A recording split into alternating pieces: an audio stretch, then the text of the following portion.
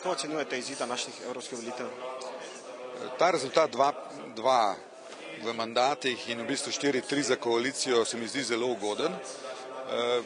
Sicer so rezultati precej v skladu s splošnim razpoloženjem v državi in v Evropi.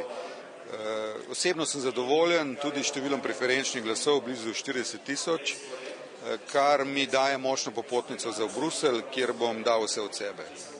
Na kratko, kaj bo vaša prioriteta, zakaj si boste prizadevali naslednjih 5 let v Evropskem parlamentu? Prepričan sem, da mora tudi Evropski parlament, tako kot komisija, prevzeti večjo vlogo v reševanju gospodarske in socialne krize.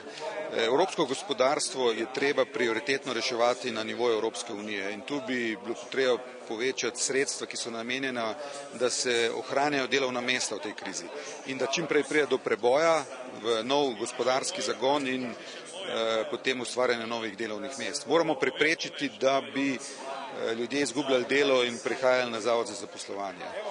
Ali vaš mandat evropskega poslanca pomeni tudi umik iz gospodarstva?